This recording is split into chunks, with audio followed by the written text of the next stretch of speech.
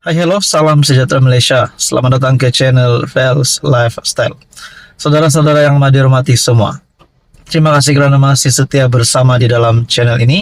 Admin sangat bersyukur kepada Anda yang masih setia, dan kepada yang baru di dalam channel ini, Anda boleh melawat channel ini untuk mendapatkan isu-isu hangat dan info politik di Malaysia. Saudara-saudara yang dirahmati, kita dapat tahu ada saja pendedahan perkembangan terkini daripada SPRM, dan ini sudah pasti juga menjadi misi Perdana Menteri Malaysia Datuk Seri Anwar Ibrahim untuk menangkap jerung-jerung perasua. Nah, siapakah jerung-jerung perasua ini?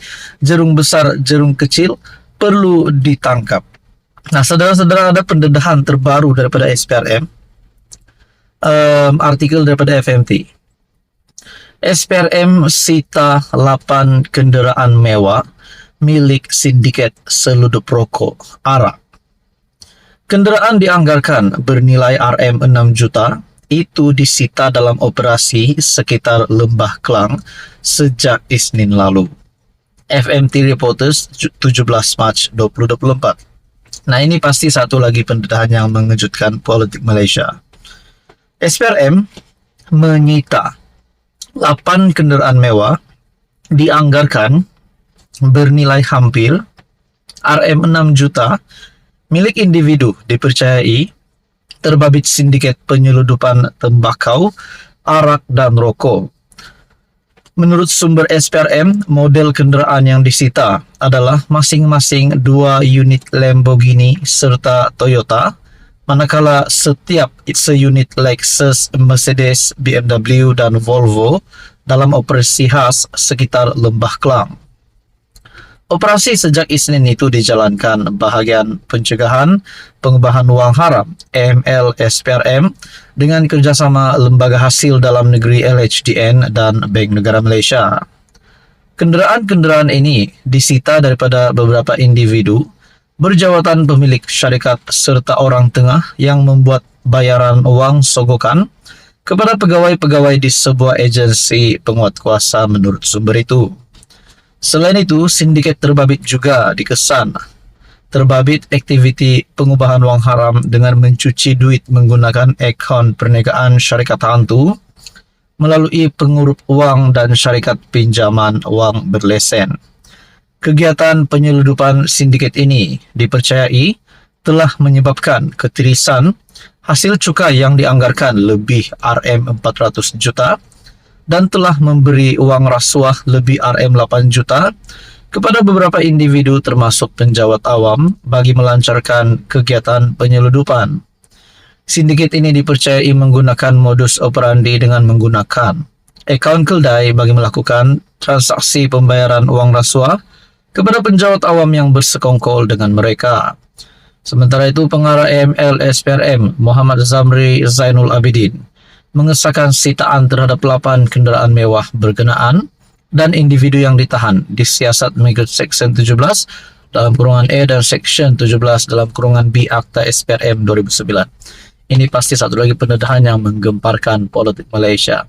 Apa komen Anda? Sekian saja, teruskan bersama di dalam channel ini untuk info yang seterusnya. Halo semua, salam sejahtera Malaysia. Selamat datang ke channel Vels Lifestyle. Satu lagi isu hangat hari ini, kali ini menyebut nama ahli parlimen bersatu, di mana seperti yang kita tahu, Wan Saiful Wanjan yang diminta untuk menghadirkan diri ke pejabat SPRM, namun gagal untuk menghadirkan diri kerana terdapat beberapa sebab dan dinyatakan di dalam media sebelum ini yang menyatakan bahawa Wan Saiful Wanjan tidak hadir ke SPRM kerana tariknya tidak tepat. Nah, pada akhirnya saudara-saudara, satu perkongsian daripada Malaysia kini, ini adalah pendedahan terkini SPRM bertarik 17 Mac. SPRM tak boleh paksa, tapi harapkan kerjasama Wan Saiful. Sebelum ini terdapat artikel daripada Malaysia kini yang menyatakan Wan Saiful tak hadir ke SPRM kerana tarik tak sesuai. Nah, pada akhirnya artikel itu pada 15 Mac dan pada akhirnya SPRM dengan pendedahan terkini yang meminta ahli parlimen bersatu Wan Saiful Wanjan memberikan kerjasama dalam siasatan berhubung dakwaan. Dia ditawarkan habuan sebagai balasan menyokong Perdana Menteri Anwar Ibrahim. Ketua Pesuruhjaya SPRM Atan Sri Azambaki berkata, pihaknya sedar bahwa ucapan Wan Saiful dilindungi di bawah perlembagaan, namun meminta dia tampil sebagai saksi. Kita sedar tentang peruntukan parlimen, kekebalan bagi ahli parlimen di Dewan Rakyat, semua itu. Kita bukan tak sedar, tapi itu bagi sebarang tindakan prosedur mahkamah.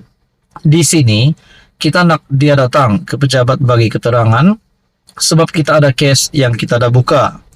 Jadi kita nakkan dia beri kerjasama lah, nak tahu apa yang dinyatakan dalam parlimen, kata Azam kepada Malaysia Kini.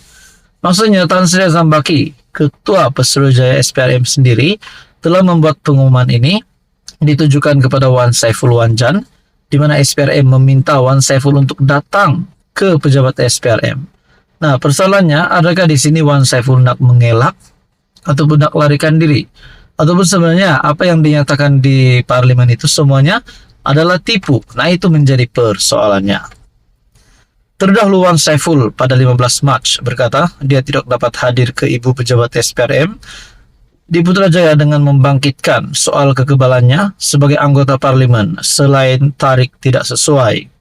Wan Saiful juga memberitahu Dewan Rakyat bahwa SPRM didakwa mengganggunya dengan cuba merakam kenyataannya berhubung ucapannya di Dewan yang mulia itu. Mengulas lanjut, Azam berkata agensi itu mempunyai tanggung jawab untuk menyiasat dakwaan membabikan rasuah. Menurutnya pemimpin bersatu itu perlu menjelaskan lebih lanjut mengenai kes itu walaupun pihaknya tidak boleh memaksanya berbuat demikian, memandangkan kekebalan yang diperolehinya di parlimen. Azam berkata Wan Saiful melalui peguamnya juga telah menyatakan bahwa dia bersedia bekerja sama dengan SPRM walaupun dengan syarat SPRM dapat menunjukkan kenapa Akta Majlis Parlimen Keistimewaan dan Kuasa 1952 boleh dilanggar dalam kes tersebut. Publik nak tahu sama betul ke tomahan itu. Jadi, tugas kami ini untuk dapatkan keterangan. Sekarang ni bukan kita nakkan dia buat repot. Sekarang ni kerana aduan telah dibuat, jadi bila ada aduan, kertas siasatan telah dibuka. Dia adalah salah seorang yang dikehendaki untuk membantu dalam siasatan.